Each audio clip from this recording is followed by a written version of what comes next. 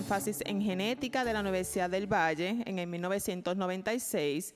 Trabajó como asistente de investigación en el Centro Internacional de Agricultura Tropical y tiene experiencia en la aplicación de herramientas moleculares a caracterizar la diversidad genética de las colecciones de bancos de germoplasma de cultivos alimentarios y estudiar las interacciones planta-microbio. La doctora Giraldo obtuvo su doctorado en el Departamento de Patología de Plantas de la Universidad Estatal de Kansas en diciembre del 2010 y completó su formación postdoctoral en interacciones moleculares entre hongos y plantas en el 2014. Es profesora asistente del Departamento de Ciencias Agroambientales de la Universidad de Puerto Rico desde el 2014. Su motivación es entender cómo el patógeno manipula las defensas de las plantas para establecer la enfermedad, donde nos lleva a generar la información requerida para desarrollar estrategias efectivas y lograr control duradero y amplio en las enfermedades del cultivo básico. La doctora Giraldo es directora de proyecto, CEO, del proyecto KFSS. Su función es capacitar a estudiantes de secundaria y preparatoria del Sistema de Educación Pública de Puerto Rico en disciplinas relacionadas con la seguridad alimentaria, la inocuidad de los alimentos, la biotecnología agrícola y los recursos naturales, a través de prácticas, actividades y experiencia de talleres de aprendizaje. Así que le damos la más cordial bienvenida a la doctora Marta Giraldo. Muchas gracias. Gracias. Bueno, gracias y buenos días a todos. Voy a buscar aquí el pointer. Ok. Pues ella resumió bastante mi carrera. En base soy bióloga. La presentación va a estar toda en inglés, que fue el requerimiento que me hicieron, pero lo voy a dar en español. Si quieren interactuar o tienen alguna pregunta, me la pueden hacer durante la presentación. Aquí pueden ver, esto es ñame, una ñamera. Esto es una siembra de yautía, una siembra de batata y una siembra de apio, que estamos en Barranquitas, ¿verdad? Y realmente tengo que decir que desde que llegué en el 2014, mi cultivo principal en el que me enfoqué fue en apio, porque era donde había una mayor necesidad por las enfermedades que estaban ocurriendo en el cultivo. Y ahí fue cuando, digamos que entendí uno de los mayores problemas que hay en farináceos, pero especialmente en cultivos de raíces y tubérculos, y es la semilla. La semilla es básico y es bien clave para poder obtener una buena producción, una buena cosecha. Entonces, teniendo en cuenta que los mayores retos para aumentar la producción en los cultivos de raíces y tubérculos es la semilla, y está en la semilla. El primero es hacer una selección positiva de la semilla. Me refiero a, por ejemplo, en ñame o en yautía, lo que se vende es lo que se usa de semilla. Entonces, en vez de seleccionar lo mejor para la semilla, lo mejor es para vender, y lo que vamos guardando para la semilla es lo más malito, lo más feito, lo que no podemos vender cuando se cosecha. ¿Qué pasa? Si yo sigo seleccionando negativamente mi material de propagación, mi semilla, eventualmente voy a quedar sin material para producción. Y eso es lo que nos hemos encontrado en Puerto Rico en la mayoría de raíces, o yo diría que en todos los cultivos de raíces y tubérculos. Bueno, hemos llegado a un punto donde la semilla o se pierde el material, que es el caso, por ejemplo, del guinea negro en ñame. Ese ñame se perdió por precisamente un mal manejo de esa semilla. El apio fue decayendo cada vez más porque la semilla que se seleccionaba, la seleccionaban de plantas enfermas, pensando que la semilla estaba sana, pero la planta estaba enferma. Entonces, la selección positiva es bien importante. Este paso es bien, bien importante. Descontaminar la semilla, limpiar la semilla. Y esa parte no la estamos haciendo en raíces y tubérculos. O sea, los agricultores seleccionan la semilla más mala, vienen y la tiran debajo de un árbol, en una sombra, en el suelo. Cuando van a sembrar esta semilla que dejaron almacenada, mal almacenada, vamos a decir, esta semilla viene ya con un montón de patógenos que están en el mismo suelo, con esa humedad que están en una pila de semilla debajo de un árbol, pues se llenan de otros nuevos patógenos y cuando van a sembrar, pues ya la llevan contaminada.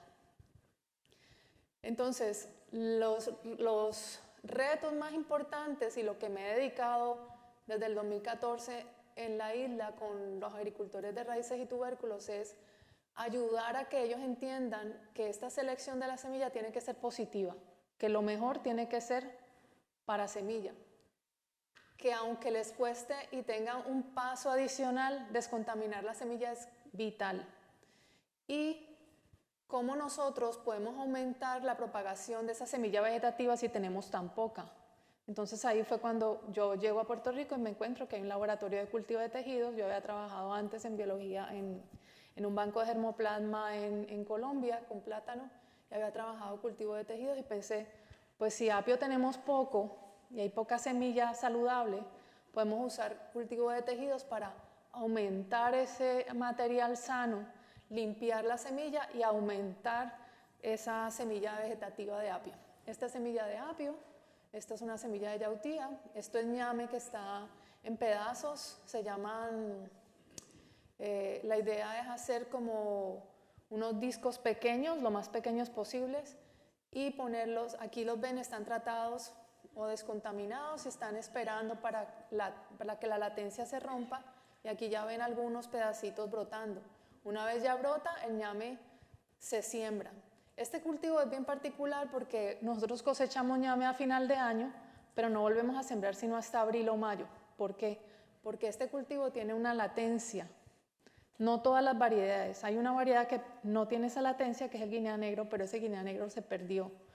La doctora Merari Feliciano en Isabela, en la Estación Experimental de Isabela, ha desarrollado un programa para recuperar el guinea negro por medio de cultivo de tejidos y bioreactores de inmersión temporal para recuperar ese material. Entonces aquí es cuando vemos que la biotecnología como herramienta y el cultivo de tejidos dentro de biotecnología nos puede ayudar entonces a recuperar semilla, aumentar la cantidad de semilla disponible que esté limpia o libre de enfermedades y sobre todo cuando hablamos de propagación vegetativa o cultivo de tejidos estamos hablando de clonación. Eso también es una de las, digamos, prácticas en biotecnología.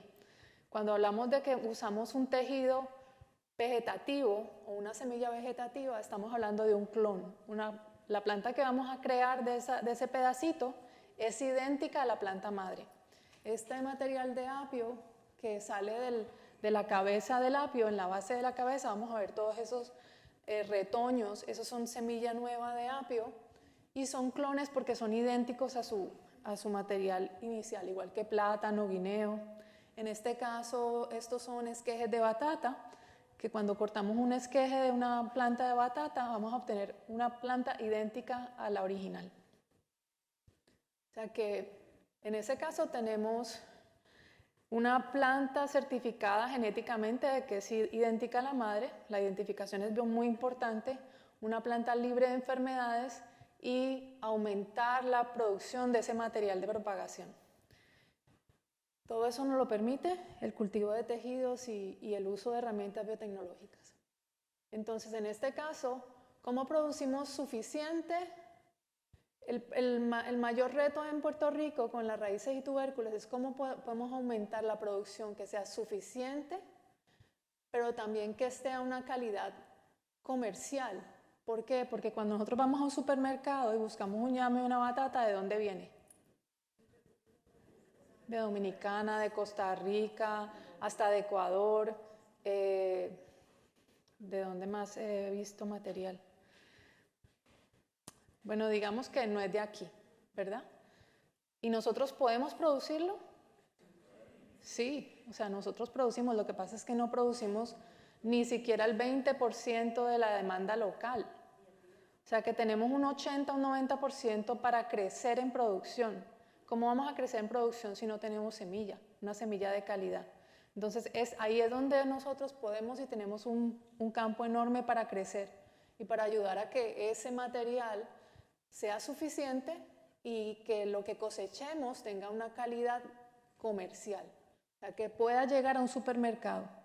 ¿Por qué no llega a un supermercado y lo vemos es en una góndola o en la carretera, que vemos que el agricultor saca su producto o alguien lo fue y lo compró en la finca y lo revende en la carretera? Porque la calidad no es la suficiente para que llegue a un supermercado, o no produce la cantidad suficiente para venderle al que vende en la carretera más al del supermercado. O sea, no tiene para mantener una producción constante y un suplido constante de producto para un supermercado. Entonces, les decía, lo más importante, la calidad de la semilla.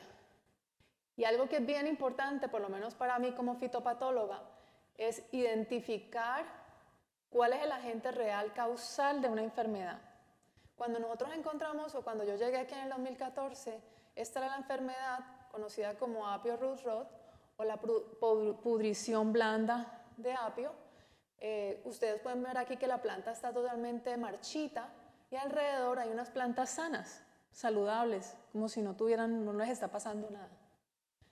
Este material yo lo colecté en la mañana, 2 horas después que llegué a Mayagüez. Si yo no le hubiera tomado la foto en el momento que la corté, cuando hubiera llegado al laboratorio en Mayagüez, esto estaba totalmente digerido. O sea, yo no veía nada ahí. El material estaba totalmente podrido. ¿Qué pasa? Este material lo habían evaluado antes, pero lo que hacían era llevar muestras. ¿Qué pasa? Cuando esa muestra llega al laboratorio y lo que llevan es esta parte del cormo podrida, pues el fitopatólogo va a encontrar hongos y bacterias. Y ese fue el diagnóstico. No, pues la pudrición es causada por hongos y bacterias. Pero ¿por qué llega a este punto? ¿Cómo entran esos hongos y esas bacterias a ese tejido? ¿Y por qué, si es un hongo y una bacteria, yo no veo un parche grande de plantas marchitas? Veo es una planta estática en un punto, marchita, y unas plantas sanas alrededor. ¿Qué pasa? Cuando yo lo vi, yo dije, esto en epidemiología, como por ejemplo lo del COVID, ¿cómo llegó el COVID a Puerto Rico? Una persona vino a bailar, trajo el COVID y eso se regó. Pues eso mismo pasa con las plantas. Nosotros, hay una rama que es la epidemiología en plantas, y lo que hacen es ver este tipo de patrón. ¿Qué pasa? Este tipo de patrón no es un patrón típico ni de hongos ni de bacterias, porque los hongos y las bacterias se desplazan por el viento, por la lluvia, por el riego, así que se desplazan muy rápido y lo que yo voy a ver son parches de plantas marchitas. Pero yo aquí veía una planta marchita y todas las de alrededor sanas.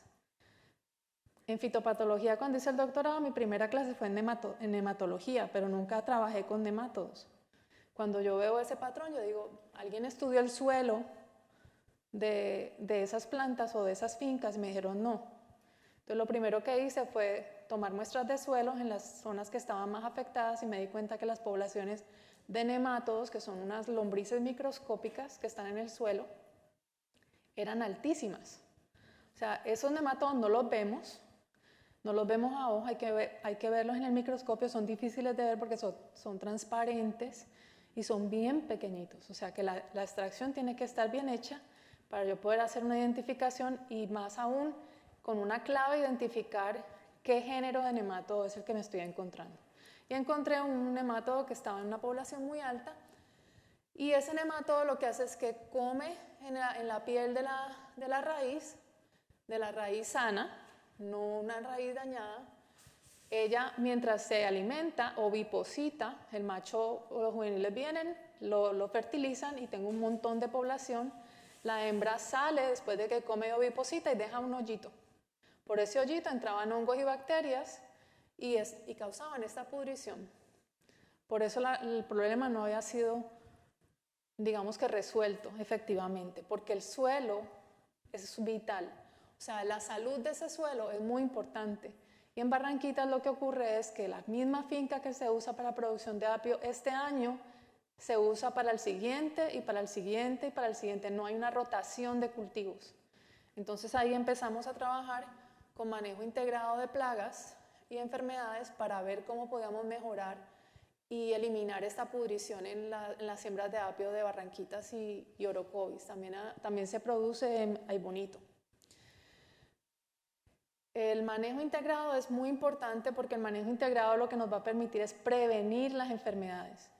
No es ya la tengo, que le he hecho, es cómo yo prevengo que esa enfermedad aparezca. Entonces aquí vemos la enfermedad en yautía. Esto es bien típico cuando se saca y se cosecha la yautía, van a ver unas raíces negras sin pelos absorbentes porque el nemátodo prácticamente se ha comido todas esas raíces. Es otro tipo de nemátodo. En este caso, esto es un insecto, o sea que es una plaga, y ahí me refiero a Psyllas formicarius o sweet potato weevil o el piche de la batata. Fue bien interesante porque cuando trabajamos con agricultores de batata en Camuyatillo, ellos no le decían piche, no sabían cómo se llamaba. Ellos lo que veían era la larvita saliendo de aquí y le decían la coca. Y ellos pensaban que era un gusano. ¿Por qué? Porque el insecto es nocturno. Entonces ahí va la importancia de identificar el agente causal. Cuando el piche viene, la hembra hace estos hoyitos, oviposita allí, pero cuando hiere la batata crea o genera unos terpenoides que hacen que la batata se ponga amarga. O sea que no es apta para consumo, nadie la va a comer. O si la pruebas te va a parecer fea y ya no te la comes. Y además si la veo así, pues no la voy a comprar, ¿verdad? No tiene una calidad comercial. Y en este caso es otro tipo de nematodo que hace otro tipo de daño, Pratylencos coffeae, que causa este tipo de cicatriz en el ñame. También es bien fea a la vista, o sea que esto no se va a vender. Y esto es lo que generalmente los agricultores obtienen cuando cosechan. Entonces, volvemos a hablar. Los beneficios, en el caso que nos compete de la biotecnología, es ayudar a hacer una reproducción clonal. Se pierde el pointer.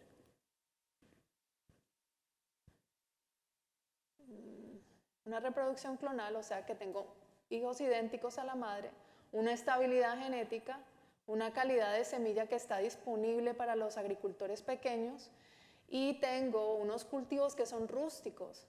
¿A qué me refiero con rústicos? Son unos cultivos que generalmente no tienen muchas enfermedades ni muchas plagas, los agricultores no aplican mucho plaguicida, son cultivos que después de un huracán quedan en el suelo, o sea que después de un huracán yo puedo cosechar, tengo comida, nos proveen seguridad alimentaria.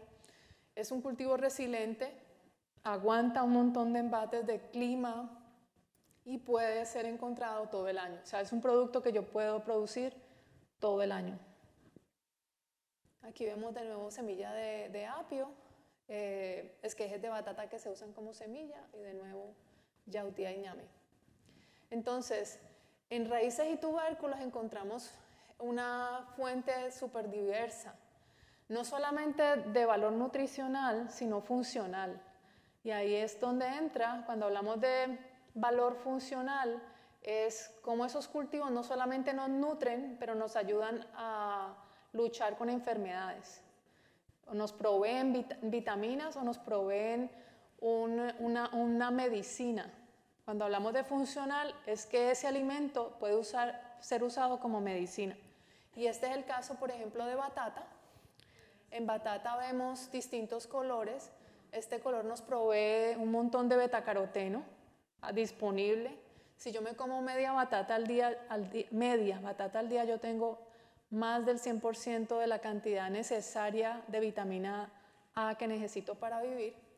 Y esta tiene antioxidantes que nos ayudan con el antienvejecimiento, que ahorita está tan de moda, y también nos ayuda a prevenir enfermedades. Se ha demostrado que el consumo de batata ayuda a reducir o a parar el crecimiento de células de cáncer, especialmente de cáncer de colon, tanto de batata como de las hojas de batata. En este caso, nosotros tenemos una diversidad en el Caribe, sobre todo Puerto Rico. Yo soy colombiana y cuando yo llegué a Puerto Rico en el 2014, yo en mi vida había comido tanta raíz y tubérculo, yo no las conocía, nunca había comido un ñame, no sabía lo que era la yautía, no reconocía lo que era una malanga. El apio lo reconocía porque es algo que comemos en Colombia, pero en la zona bien fría, que se llama, nosotros le decimos arracacha.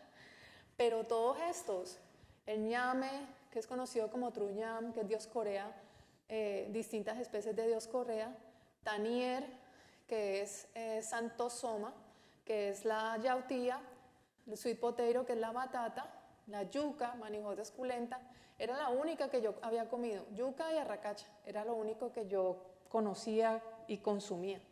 Pero la malanga, por ejemplo, malanga lila, yo nunca, me encantó y me encanta.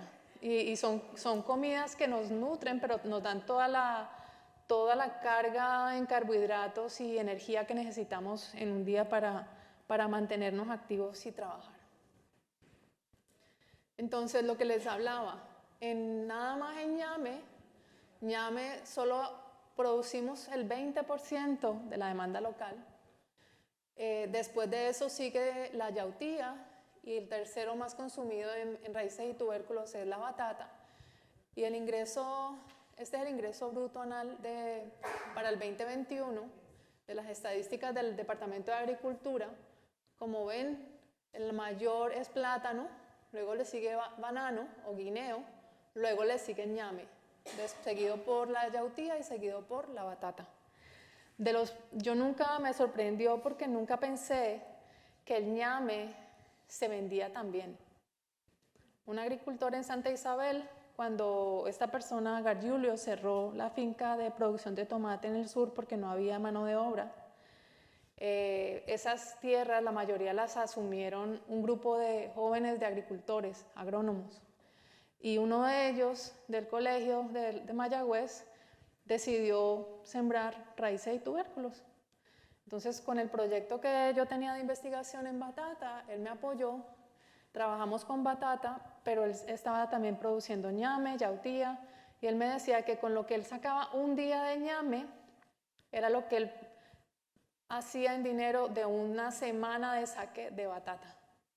Así que esa idea que nos tenemos en la cabeza de que los agricultores de raíces y tubérculos son pobres, pienso que ha sido mal entendida. Cuando hablamos de minor crop, los minimizamos y los minorizamos. Pensamos que es un agricultor pobre. Y no, lo que pasa es que empobrece a los que producen productos agrícolas. Les voy a explicar por qué. Porque una persona que vende productos plaguicidas se enriquece con una persona que produzca plátano y guineo. ¿Por qué? Porque el que siembra plátano y guineo tiene que hacer aplicaciones de fungicidas cada 15 días, durante un año o más. O sea que en el bolsillo se le va bastante para producir un plátano y un guineo, más el tiempo. ¿Qué pasa? Cuando hablamos de raíces y tubérculos, ellos no compran ningún fungicida, ni plaguicidas, no hay insectos, bueno, excepto batata, ¿verdad? Pero ellos tampoco le aplican nada. O sea que cuando pensamos, y ellos lo señalan como un minor crop, es porque no producen, no generan ese movimiento de dinero en compra de plaguicidas y fertilizantes. Muchos de ellos, por ejemplo, no necesitan fertilizantes. ¿Por qué? Porque si el suelo es fértil y yo le aplico fertilizante, se va en vicio y no me produce la raíz o el tubérculo. En cambio, los cultivos mayores, ¿cuáles son? Plátano, café. ¿Cuántas aplicaciones de plaguicidas ellos hacen al año? Nada más en café y en plátano es un montón. Así que esos son cultivos mayores. Pero entonces no podemos seguir entendiendo estos como minor crop. ¿Por qué? Porque para mí son superfoods y es lo que he tratado de utilizar en una campaña que vamos a desarrollar o que estamos desarrollando con un proyecto que tengo en raíces y tubérculos. Y ahora mismo estoy por sacar una guía de batata en la que hablo de la batata como un nuevo superalimento y hay unos personajes en cómics de las super batatas y esas son las que, entonces al final de la guía hay un cómic y la idea es promover estos alimentos dentro de las escuelas con los niños de la escuela elemental y con los jóvenes para que se animen a consumirlo y a producirlo. En este caso aquí vemos todo lo que es la composición nutricional, comparando la papa, por ejemplo, con la batata, el sweet potato, la batata, la yuca y el ñam, que es el ñame. Muchos de ellos, por ejemplo, nada más en la vitamina C, ácido ascórbico. La papa tiene bien poco si lo comparamos con la yuca y con el ñame. Las vitaminas B6, el calcio, magnesio, potasio. Y entonces la ventaja es que los carbohidratos en el caso de la papa son mayores, es más alto, es más difícil, digamos, de digerir, mientras que aunque aquí estas calorías son más altas, se consumen bien rápido. O sea, son almidones que se degradan mucho más rápido. En este caso tenemos el ñame tenemos 3 variedades principales, el guinea negro, que es el que les digo que no tiene latencia, el colombiano y el habanero. Estos dos son tipo habanero, son ñames con mucho vigor, crecen con mucha fuerza y producen unos ñames muy grandes. Y es rico en vitamina C. Este cultivo lo han estado usando para mejorar, por ejemplo, la presión arterial, para bajar el colesterol, y es importante porque es una fuente excelente de carbohidratos, y por el mismo hecho de estar en el suelo nos ayuda en la seguridad alimentaria cuando tenemos eventos catastróficos. Cada año en Puerto Rico tenemos huracanes. Entonces las estrategias están basadas en identificar para nosotros los patógenos principales, cómo manejamos, qué alternativas tenemos para manejar esas enfermedades, y métodos no convencionales para aumentar la producción de semilla basados en cultivo de tejidos y los minisets. Este es un proyecto que está trabajando la doctora Merari Feliciano, que les conté que recuperó esta semilla y va a hacer unos talleres. Todavía no están programados, pero ella va a lanzar unos talleres dedicados a algunos agricultores. Ellos tienen que tomar esos talleres y al final ella les va a entregar una cantidad de esa semilla para que ellos la sigan multiplicando y la sigan protegiendo. En Yautía, pues tenemos una cantidad enorme de vitaminas y minerales, ¿verdad? Esto lo vemos en todas, en batata, en ñame, yautía, en la yuca. En este caso tenemos 3 variedades, la amarilla, la blanca y la violeta. Son 3 especies distintas de Santomonas. Santomonas es una bacteria, sino que esa bacteria ataca la yautía también. Y es bien confuso a veces cuando hablamos de las santomonas en Santosoma, que es el género de la yautía. Aquí vemos los componentes de proteína, de fósforo, por ejemplo, de calcio, de hierro y de vitamina C. En el caso de la yautía es importante notar, esto es una inflorescencia, no es tan fácil hacer los cruces, pero en la estación experimental de Isabela un mejorador se encargó de hacer cruces y tiene distintos cruces de variedades nuevas de yautía, que ahorita mismo las tengo en evaluación. Se hicieron 5 siembras de 2 variedades que pensamos que se puedan lanzar para que los agricultores las puedan usar para mejorar la producción. La yautía generalmente se siembra de pedazo. Este pedazo que está cerca al suelo se elimina, y este pedazo, como ya dio, aunque generalmente la gente usa este pedazo porque brota más rápido, pero no tiene el mismo vigor que los de pedazo. O sea que hay mucho trabajo para investigar y para ver cuál es la mejor semilla y el tamaño ideal de semilla. En este caso es los 2 proyectos que estoy trabajando Trato de trabajar mi carga con la Universidad de Puerto Rico es 75% de investigación y 25% de extensión. Entonces tengo proyectos de investigación y trato de llevarlos en paralelo con los proyectos de extensión. Y entonces este proyecto, en este estoy evaluando 2 cultivares desarrollados por Ángel Bosques en Isabela, de Yautía, pero a la vez estoy evaluando prácticas que me permitan controlar las enfermedades principales en Yautía. Uno es el mal seco, que es la pudrición de las raíces, pero es una pudrición seca, y controlar la bacteriosis o el leaf blight que le da como al tercer mes de siembra. Cuando la yautía ya está bonita y grande, la bacteria viene de la raíz, o sea, la semilla, que la semilla no se desinfectó, esa viaja por todo el conducto de la planta. Cuando la planta en el rocío empieza a exudar por los hidratos, presentan la hoja. Yo no sé si tengo la foto.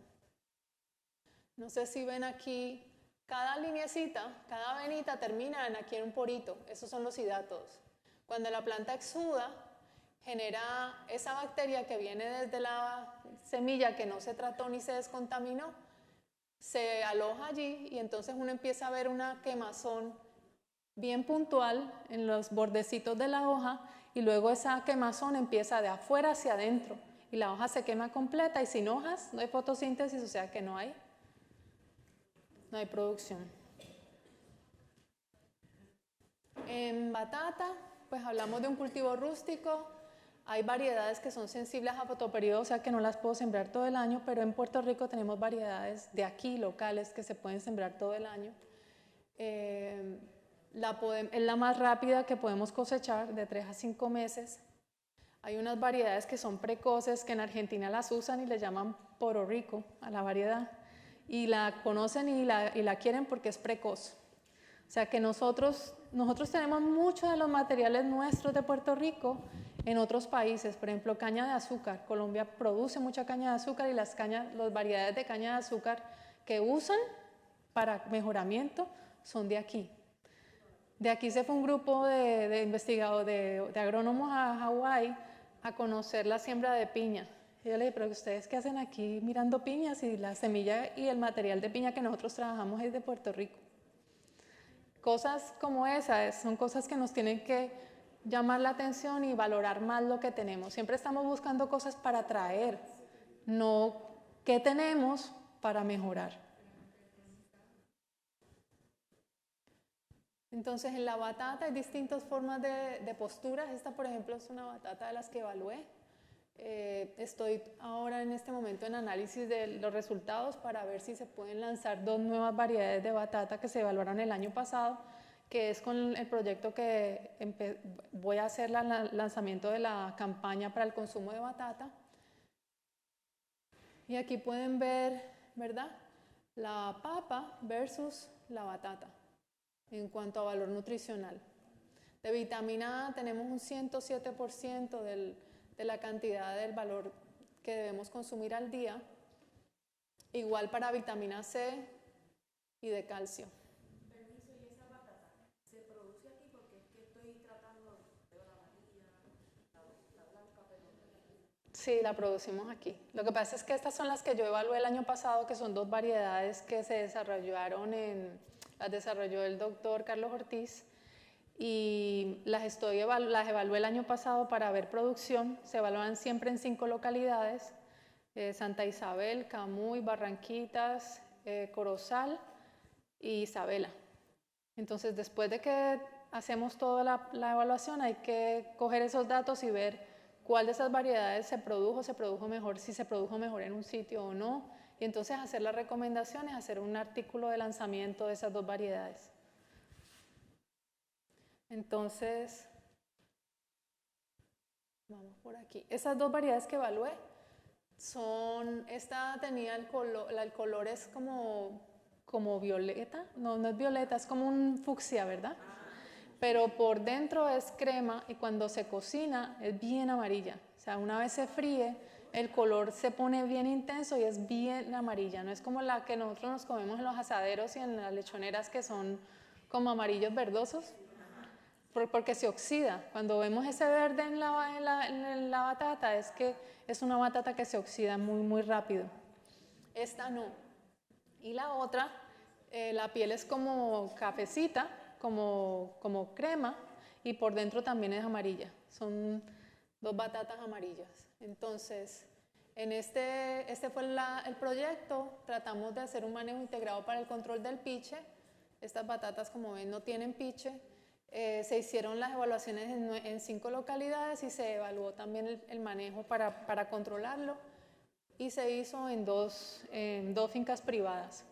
Y este es el otro proyecto de apio, que les decía que nosotros le decimos arracacha porque el género es Arracacia y la especie es Santoriza.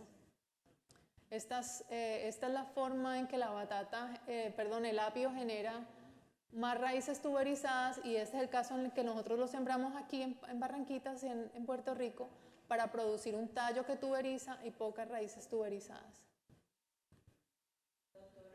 Sí. Cuando la batata se oxida en el proceso de cocción, ¿pierde más, gana más o...? No, realmente no. Es algo que simplemente se va a ver como en el color. Pero si tú rápido cuando la cortas la pones en agua, ese color se va. Igual que las variantes, ¿es la más nutricional? Yo te diría que todas. Cada una tiene un valor nutricional distinto añadido. Por ejemplo, las amarillas y las mamellas, que son color naranja, ambas tienen mucha cantidad de betacaroteno. La blanca tiene antioxidantes igual que la morada. Todas tienen antioxidantes. Así que, pues no te...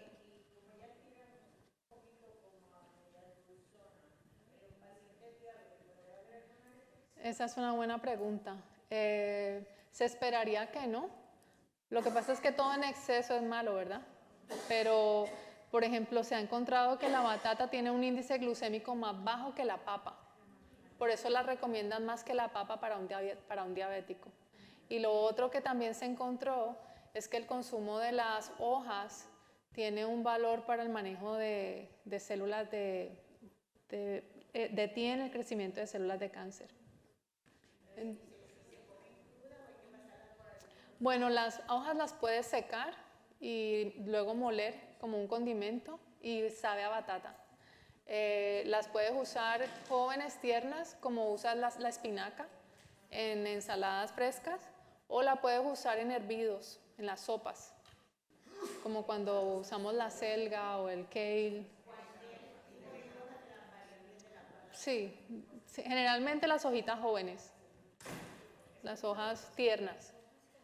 Entonces, en el manejo integrado, por ejemplo, de apio, recomendábamos usar material limpio, sano, que la semilla sea sana, hacer una selección positiva, descontaminarla.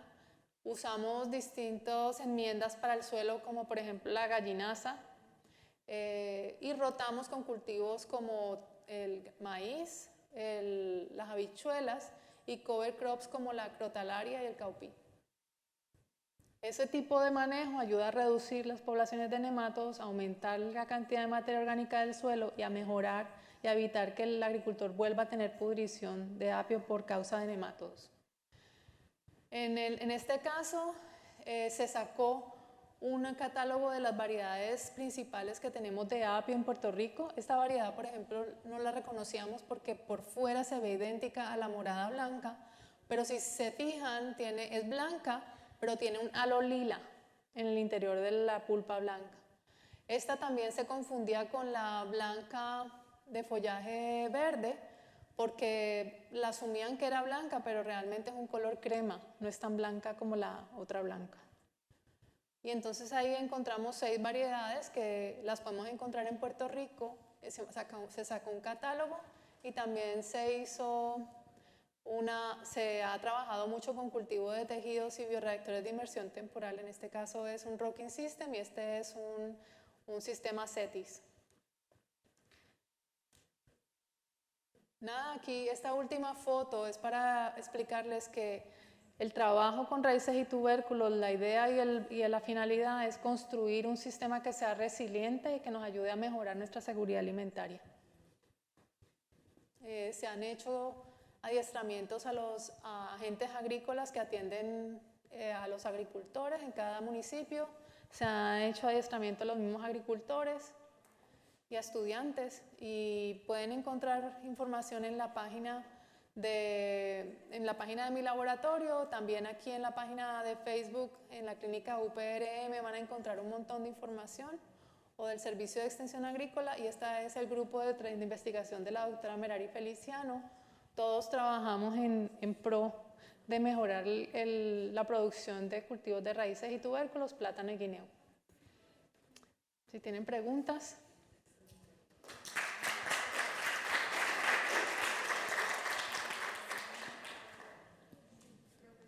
Sí.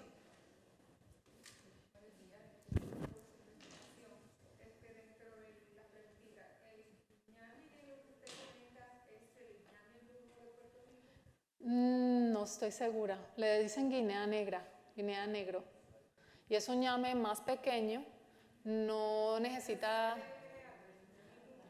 Yo creo que no. El ñame de brujo es uno que se encuentra en los bosques y se da y produce como unas batatitas aéreas. Ese no es el mismo, no. No, el guinea negro es blanco por dentro.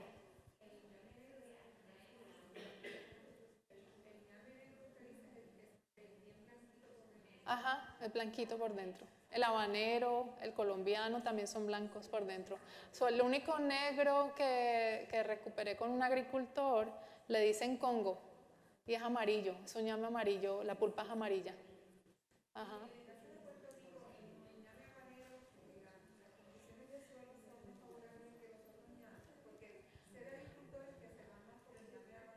Porque es más grande. Es más grande, es más resistente a enfermedades, crece con mucho vigor, entonces se desarrolla mucho más rápido, pierde la latencia más rápido. Y no producen guinea negro porque la semilla se fue perdiendo. Pero si ellos quisieran sembrar ñame todo el año, podrían sembrar ñame todo el año con guinea negro, si se recupera la semilla. Porque las otras no la pueden sembrar todo el año porque hay que esperar a que corten ese periodo de latencia. Desde noviembre o diciembre que se cosecha hasta marzo o abril, que empieza a brotar para sembrar. Aunque hay agricultores que no esperan a que brote, cortan pedazos y siembran. Con relación a la caca dulce, entiendo que cada vez se están haciendo más estudios sobre ella.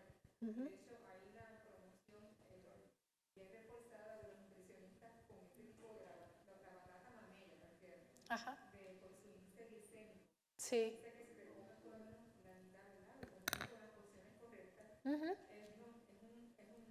Es un superalimento.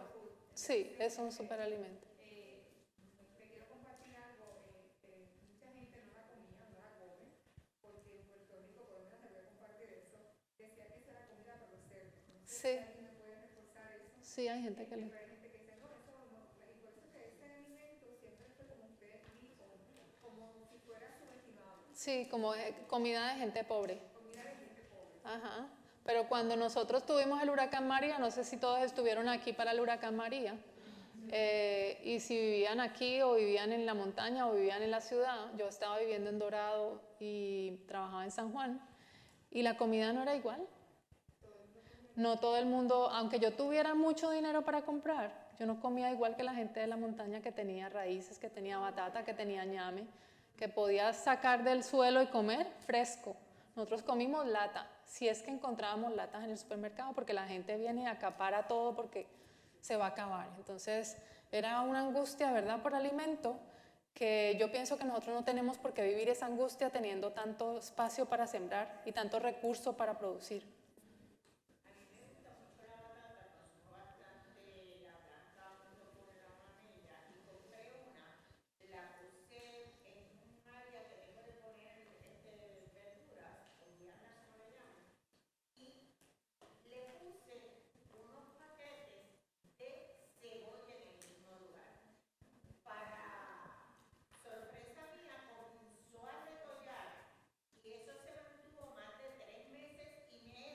Ujú.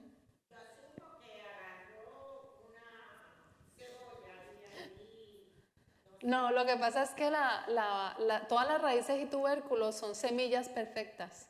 Si yo siembro la batata como tal, si la compro pequeñita o la ven pequeñita, la pueden sembrar.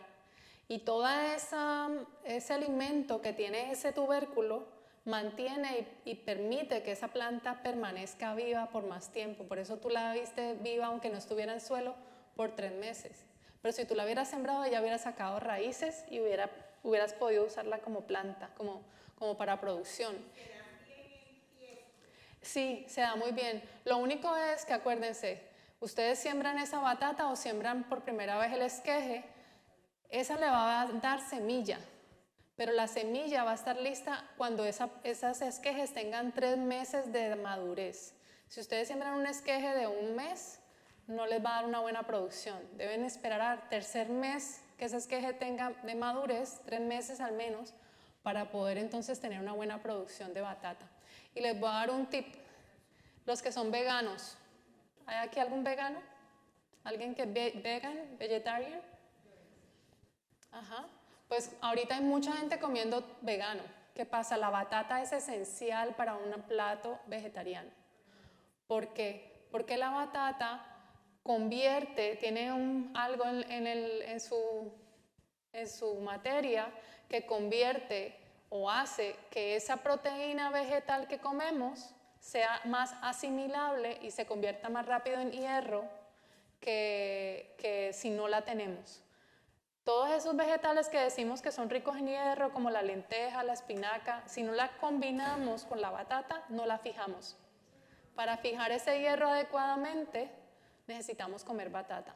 Cuando nosotros comemos carne directamente o una morcilla, obtenemos ese hierro inmediato. Pero en el hierro que está en las leguminosas o en los granos, no se asimila de esa misma manera. Entonces, para poder asimilar ese hierro, debemos consumir batata. ¿No será que tiene una variante de ácido fólico? Porque el ácido fólico o vitamina B9 es la que ayuda a capturar el hierro cuando uno lo consume. Sí, es de los más completos en todo el rango de vitamina B. Sí. No sé, yo creo que estamos cortos de tiempo, ¿verdad? Pero nada, cualquier cosa voy a hacer por allí.